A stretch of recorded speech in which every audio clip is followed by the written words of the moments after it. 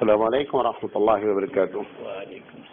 الحمد للہ رب العالمین والعاقبۃ للمتقین والصلاۃ والسلام علی رسولہ الکریم. محترم حضرات، ہم بات کر رہے ہیں شرک پر، اور بات اس پر چلی تھی یہ کہ جو لا الہ الا اللہ محمد رسول اللہ کی فضیلت ہے، اس فضیلت کو وہی لوگ حاصل کر پائیں گے جن کے زندگی میں شرک نہیں ہوگا. اگر شرک ساتھ ساتھ چل رہا ہے تو لا الہ الا اللہ صرف اتنا کمال دکھلائے گا کہ ایک نہ ایک دن آپ کو جہنم سے نکال کر جنت میں داخل کرے گا، لیکن ڈائریکٹ جنت میں کبھی نہیں جا سکتا آدمی اگر لا الہ الا اللہ کہنے والا شرک کر رہا ہوگا. میں نے شرک پر تقریباً آپ کو 18 سیریل بیان کیا، آج 19واں سیریل ہے.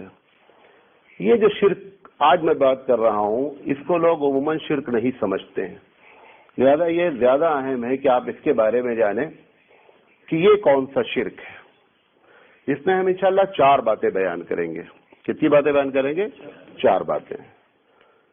قرآن مجید کے مطالعے سے یہ بات معلوم ہوتی ہے کہ اللہ ایسے آدمی کو بھی اور ایسی چیز کو بھی شرک کہتا ہے کہ جب وہ اپنے مزاج کے تحت زندگی گزارنا چاہتا ہے.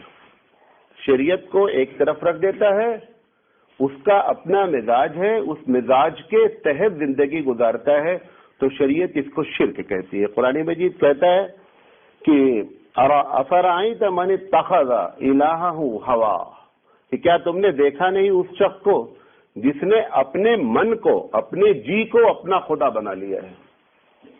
یہ کیا مطلب اس کا ہے؟ اس کا مطلب یہ ہے کہ شریعت ایک بات کہہ رہی ہے، آپ کو سمجھا رہی ہے، قرآن حدیث بیان کیا جا رہا، آپ بول رہے نہیں میں نہیں مانتا. یا یہ کہ آپ اس میں 3 چیزیں ہوتی ہیں، یا تو وہ نفس کے خلاف ہوتی ہے بات لہذا بندہ نہیں مانتا ہے، یا ہمارے باپ دادا کے خلاف ہوتی ہے لہذا وہ نہیں مانتا ہے، یا یہ کہ ہم جس علاقے میں رہتے ہیں وہاں کے رسم و رواج کے خلاف ہوتا ہے لہذا بندہ نہیں مانتا ہے. یہ جو شرک ہے یہ شرک اکبر ہے. اگر شریعت نے ایک بات کہہ دی تو ہم کو اپنا سر جھکا دینا چاہیے اس کے سامنے. آپ کا جو بھی مزاج ہے، جو بھی آپ کے رسم و رواج ہیں، جو بھی باپ دادا سے کرتے چلے آ رہے ہیں، یہ آپ کو کنارے رکھ دینا ہوگا. قرآن مجید نے کفار قریش کی اس بات کو نقل کیا ہے کہ جب اللہ کے رسول صلی اللہ علیہ وسلم نے ان کے سامنے بات رکھی تو انہوں نے کہا کہ ہم اپنے باپ دادا کے دین کو کیسے چھوڑیں.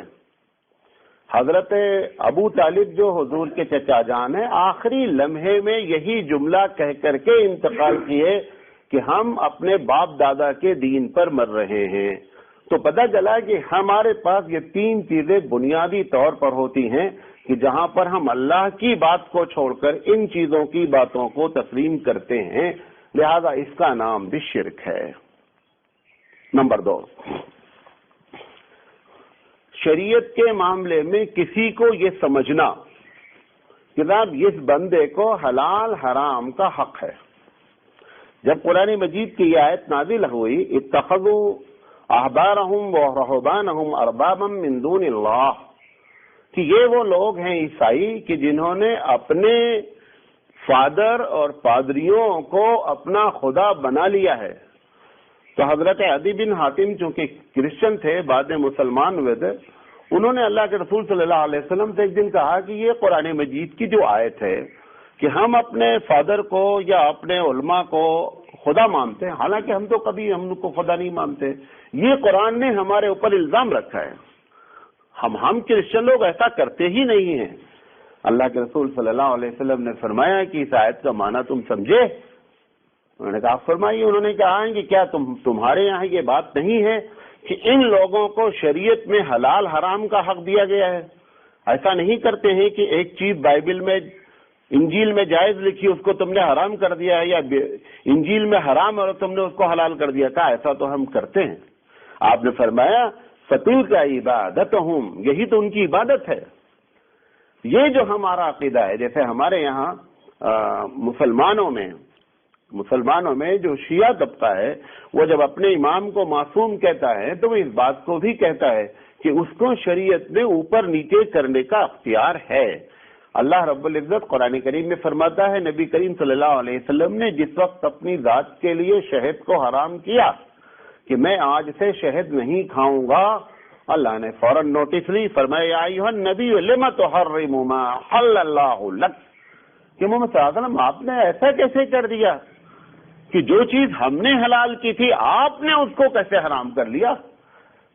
لہذا یہ چیز دوسرا شرک ہے کہ شریعت میں کسی کو یہ پاور سمجھنا، وہ چاہے بزرگ ہوں، وہ چاہے پیر صاحب ہوں، وہ چاہے نبی صاحب ہوں، کسی کو بھی اللہ نے یہ اختیار دیا ہی نہیں ہے کہ اللہ نے اگر کسی کو حلال کیا ہے آپ اس کو حرام کر دیں۔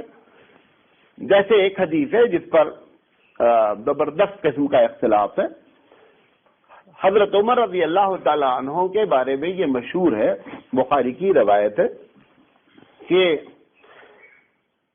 حضور اکرم، غور سے سنیے گا ورنہ یہ اوپر سے جائے گی بات جو کہنے جا رہا ہوں، حضور اکرم صلی اللہ علیہ وسلم کے زمانے میں اور ابو بکر صدیق رضی اللہ تعالیٰ عنہ کے زمانے میں جب آدمی ایک محفل میں 3 طلاق دیتا تھا تو ایک ہی مانی جاتی تھی۔ حدیث ہے یہ بخاری کی، میں آج سے 3 کو 3 کرتا ہوں۔ اب سوال یہ ہے کہ جو چیز حضور کے زمانے میں ایک تھی، عمر رضی اللہ تعالیٰ عنہ کو کیا اختیار ہے کہ وہ جو ہے 3 کو 1 کر دیں یا 1 کو 3 کر دیں؟ اس پر بنیاد پر ہمارے چاروں ائمہ نے کہا کہ اس حدیث کے ہم معنی کو سمجھنے کی کوشش کریں گے۔ اگر یہ ہم مان لیں کہ حضور کے زمانے میں 3 1 تھا اور حضرت عمر نے اپنے زمانے میں کہہ دیا کہ اب 3 بولو گے تو 3 ہو جائے گا، تو ہمارے چاروں ائمہ نے اس بات کو کہا کہ نہیں، حضرت عمر کو یہ پاور ہی نہیں ہے کہ ایک چیز حلال ہے اس کو حرام کر دیں۔ اسی بنیاد پر بخاری کی حدیث ہوتے ہوئے بھی اس حدیث پر عمل چاروں ائمہ نے کہا کہ اس کا ہم معنی کو تعویل کریں گے، ورنہ یہ بات حضرت عمر کے اوپر سب سے پہلے مجرم بن جائیں گے خدا نخواستہ۔ لہذا یہ ان کو اختیار نہیں ہے، لہذا چاروں ائمہ کا فیصلہ اسی پر ہے کہ اگر آپ طلاق دیں گے 3 تو 3 ہوگی۔ کیوں؟ کیونکہ شریعت میں حلال حرام کا حق کسی کو نہیں ہے۔ ایسے ہی معاملہ تراویح کا ہے۔ لوگ کہتے ہیں کہ حضرت عمر نے اپنے زمانے میں 20 رکعت شروع کی، ایک دم غلط بات۔ حضرت عمر نے 20 کی جماعت شروع کی، رکعت نہیں شروع کی۔ عمر کو پاور ہی نہیں ہے کہ اللہ کے رسول صلی اللہ علیہ وسلم نے ایک عبادت کی ہو 8 کی اور عمر نے بڑھا کر کے اس کو 20 کر دیا۔ عمر کو یہ پاور نہیں ہے۔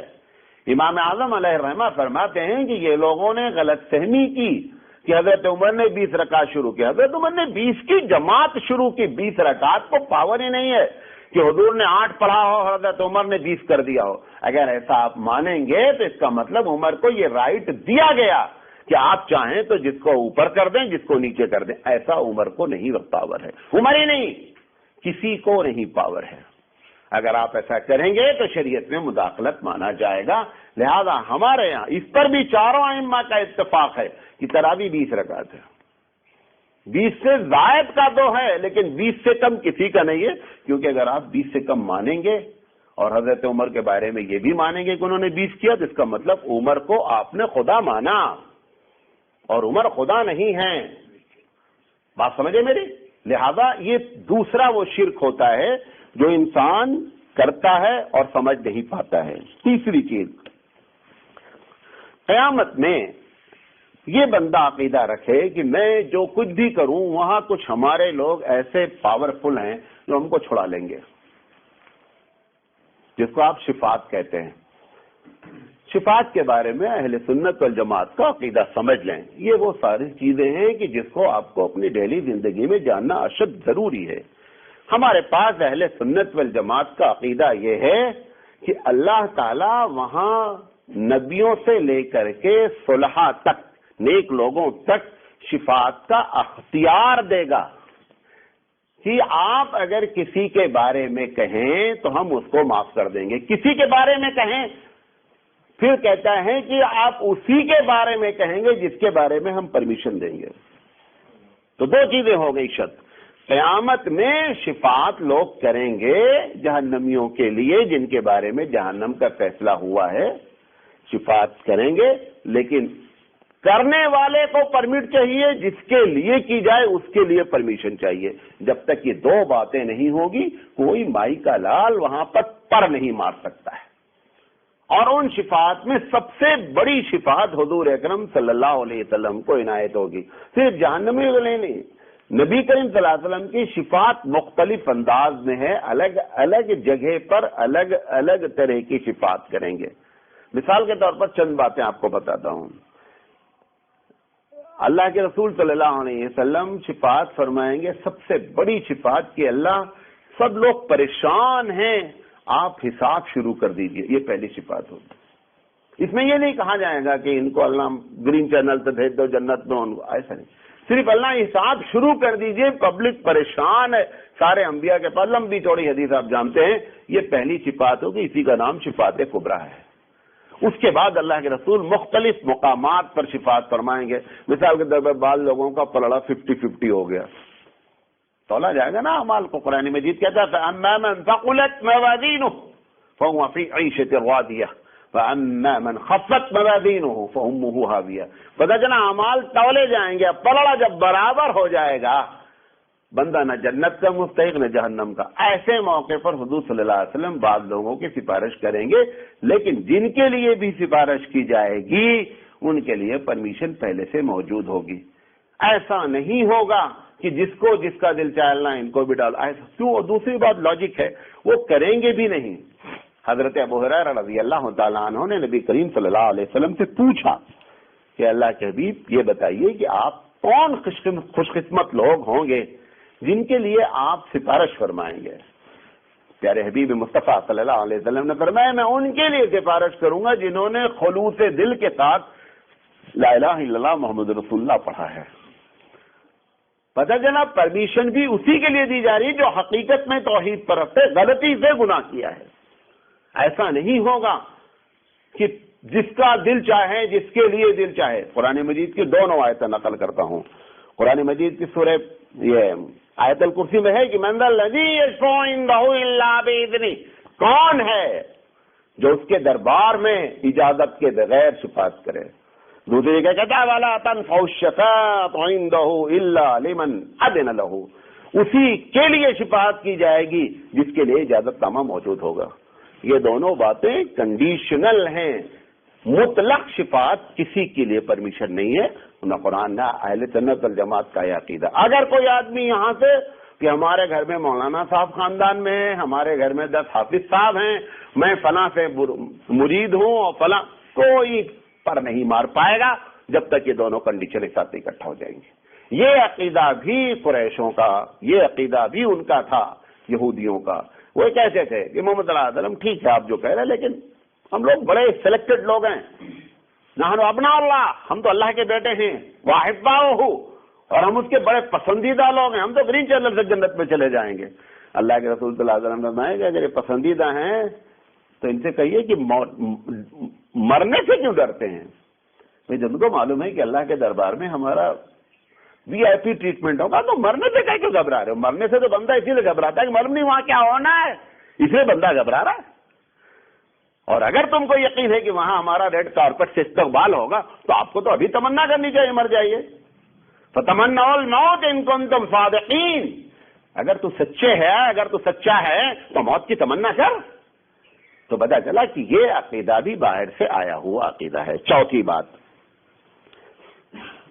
حاکم اللہ کے علاوہ کسی کو ماننا۔ قرآن مجید کہتا ہے وَمَن لَّمْ يَحْكُم بِمَا أَنزَلَ اللَّهُ فَأُولَٰئِكَ هُمُ الْكَافِرُونَ، ایک جگہ کہتا ہے فَأُولَٰئِكَ هُمُ الظَّالِمُونَ۔ کیا مطلب اس کا ہے؟ کہ جو لوگ اللہ کے بتائے ہوئے قانون کے مطابق فیصلے نہیں کرتے۔ آپ کے ہاں شادی میں مثال کے طور پر میاں بیوی کے درمیان میں جھگڑا ہو گیا، دونوں آدمی کہہ رہے ہیں کہ صاحب ہم عدالت کا دروازہ کھٹکھٹائیں گے۔ یہ دو کے دونوں مشرک ہیں۔ کیوں؟ طلاق کے بارے میں اللہ نے قرآن میں آیت نازل نہیں کی ہے۔ آپ بتانا چاہتے ہیں کہ ہندوستان کی عدالت کا فیصلہ قرآن پر اوپر ہے، یہ جو قرآن کے اوپر آپ مان رہے ہیں، آپ حاکم رب کو ماننے کے بجائے ہندوستان کی عدالت کو مانتے ہیں۔ جن مسئلے میں غور سے سن لیں، جن مسئلے میں دونوں پارٹیاں مسلمان ہوتی ہیں، پہلا جملہ یہ نکلنا چاہیے جب ڈسپیوٹ ہو، اختلاف ہو، کہ چلو اللہ اور اس کا رسول کیا کہتا ہے یہ بات طے کریں گے۔ اگر دونوں میں سے کوئی بھی یہ کہتا ہے کہ کچھ بھی ہو جائے میں FIR کر دوں گا، سپریم کورٹ تک لڑوں گا، نریا کھپڑا دکھ جائے گا لیکن میں سپریم کورٹ تک جاؤں گا، یہ مشرک نمبر 1 ہے۔ قرآن مجید کہتا ہے وَمَن لَّمْ يَحْكُم بِمَا أَنزَلَ اللَّهُ فَأُولَٰئِكَ هُمُ الْكَافِرُونَ۔ اصلی کافر تو وہ ہیں جو اللہ کے بتائے ہوئے قانون کے مطابق فیصلے نہیں کرتے۔ یہ ہمارے پاس جو پارلیمنٹ ہے، چاہے ہندوستان کی ہو یا دنیا کی کہیں بھی پارلیمنٹ ہو، آپ کو ہمیشہ یہ عقیدہ رکھنا ہے کہ اللہ پارلیمنٹ کو قرآن کے تحت چلا، نہیں چل رہی ہے ٹھیک ہے، لیکن آپ کا یہ عقیدہ ٹھوس ہونا چاہیے۔ اگر آپ کو قانون سازی میں کہا جائے کہ آپ قانون سازی میں شامل ہو جائیے، تو آپ پہلی شرط رکھیں گے بھائی قانون ہم اسی قانون پر دستخط کریں گے جو قرآن کے مطابق ہوگا۔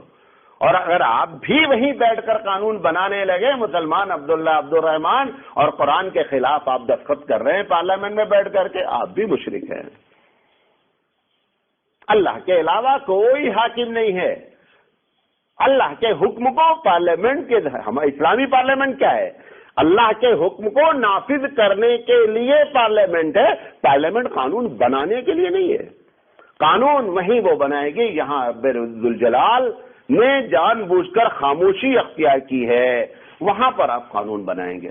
یہ تو حکومت کی بات ہو گئی۔ آپ اپنی زندگی میں دیکھیے، اللہ کہتا ہے کہ تمہاری وراثت میں بہن کا حصہ ہے، آپ کہتے ہیں ہندوستانی قانون میں کوئی حصہ نہیں، آپ مشرک ہیں نمبر 1 کے۔ آپ بتانا چاہتے ہیں کہ رب ذوالجلال آپ اپنا قانون اپنی پاکٹ میں رکھیے، ہم جو چاہیں گے اس طریقے سے بہن کو حصہ دیں گے۔ یہ شرک ہوتا ہے، اس کا نام شرک ہے۔ جن معاملوں میں، پھر کہہ رہا ہوں اس کو غور سے سنیں، جن معاملوں میں دونوں پارٹیاں مسلمان ہوتی ہیں، پہلا جملہ نکلنا چاہیے اللہ اور اس کا رسول جو کہتا ہے وہ فیصلہ مانیں گے، چاہے ہمارے حق میں آوے اور چاہے ہمارے الٹا جائے، لیکن اللہ اور رسول سب سے بڑا ہے۔ اسی لیے نبی کریم صلی اللہ علیہ وسلم پر جو سب سے پہلی آیت نازل ہونے کے بعد جو آیت نازل ہوئی، یا ایھا المدثر قم فانذر وربک فکبر، کہتا ہے اور بیر کا لپٹنے والے اٹھیے اور لوگوں کو ڈرائیے، دعوت کا کام کیجیے۔ دعوت کے کام کے بعد جو دوسرا آرڈیننس دنیا میں آیا ہے، وَرَبَّكَ فَكَبِّرْ، اپنے رب کو بڑا کیجیے۔ رب بڑا ہے کیا مطلب؟ اس کی ہر چیز کو اپنی ذات سے لے کر پوری دنیا میں جہاں جہاں تمہاری طاقت ہے اس کے قانون کو بالا تر کیجیے۔ یہ مانا ہے وَرَبَّكَ فَكَبِّرْ، محمد صلی اللہ علیہ وسلم آپ اپنے رب کی کبریائی بیان کیجیے۔ اللہ کے رسول صلی اللہ علیہ وسلم کے سامنے ایک مرڈر ہو گیا، قاتل پکڑا گیا، ثبوت ہو گیا، اللہ کے رسول نے قتل کا فیصلہ کیا کہ قاتل کو قتل کر دیا جائے۔ جب وہ قتل کرنے کے لیے جلاد اترا تو اس کی بیٹی جس کو قتل کیا جا رہا تھا اس نے رحم کی اپیل کی اللہ کے رسول سے، اور آپ کے پیروں سے چھپٹ کے رونے لگی۔ اللہ کے رسول نے پوچھا یہ کون ہے؟ کہیں آپ جس کو قتل کرنے جا رہے ہیں اس کی بیٹی ہے، یہ آپ سے اپیل کر رہی کہ آپ ان کو معاف کر دیں۔ یہ رحمت للعالمین ہے نا، اشارہ کرتا ہے کہ گردن مار دو، اور جھر رو رہا ہے۔ صحابہ نے پوچھا اللہ کے رسول آپ کیوں رو رہے ہیں؟ کہا کہ وہ جو بچی نے اپیل کی میرا دل بھی ہے، لیکن رب کا حکم ہے قتل کرو، ہم کو رب کو بڑا کرنا ہے۔ رب کے حکم کے مخالف میں محمد صلی اللہ علیہ وسلم کی کوئی حیثیت نہیں ہے۔ محمد ہے صلی اللہ علیہ وسلم، رب مالک کل ہے، فعال لما یرید ہے، پاورفل ہے، اس کے آگے ساری دنیا ایک مچھر کے پر کے برابر کوئی حیثیت نہیں رکھتی ہے۔ رحمت للعالمین ہونے کے باوجود بھی آپ نے اشارہ فرمایا کہ گردن مار دی۔ ایک عورت کا کیس آیا، چوری کیا، اس کا نام بھی فاطمہ تھا، سردار کی بیٹی تھی، اپیل کی گئی، اللہ کے رسول رحم فرمائیے۔ حضرت زید حضور کے بڑے چہیتے ہیں، ان کے ذریعے سفارش کرائی گئی کہ آپ جا کر کہیے کہ بڑے خاندان کی لڑکی ہے، اگر اس کا ہاتھ کاٹ دیا جائے گا بڑی بے عزتی ہوگی۔ اللہ کے رسول کا چہرہ سرخ ہو گیا، فرمایا لو کانت فاطمہ بنت محمد سرقت لقطعت یدها، اگر فاطمہ بنت محمد نے بھی چوری کی ہوتی تو آپ کاٹ دیتا آج۔ یہ حکم کس کا ہے؟ السارق والسارقۃ، کہ چوری کرنے والے اور چوری کرنے والیوں کا ہاتھ کاٹ دیا جائے. یہ رب کا حکم ہے، محمد صلی اللہ علیہ وسلم اس کو ٹال نہیں سکتے. یہ عقیدہ رکھنا کہ حاکم رب ذوالجلال مالک کل ہے، اپنی زندگی میں سب سے پہلے، اور پھر اس کو جہاں تک ہو سکے پوری دنیا پر پھیلانا، یہ ہماری ذمہ داری ہوتی ہے. یہ وہ چیزیں ہیں جس کو لوگ شرک جانتے بھی نہیں، اور شرک اکبر ہوتا ہے. یہ باتیں آپ کو بتانی تھی. اللہ رب الجلال سے دعا ہے کہ ہم کو صحیح معنی میں مومن اور توحید پر بتائے. انشاءاللہ کل زندگی رہی تو ہم آخری بات کریں گے اس کی کہ ان شرکوں کے کرنے سے ہماری زندگی میں کیا اثرات مرتب ہوتے ہیں، ہماری لائف کہاں کہاں ٹرننگ لیتی ہے. انشاءاللہ اس پر بات کریں گے. وآخر دعوانا الحمدللہ رب العالمین. سبحان اللہ بحمدہ، سبحانک اللہم بحمدک، اشہد ان لا الہ الا انت، استغفرک واتوب الیک.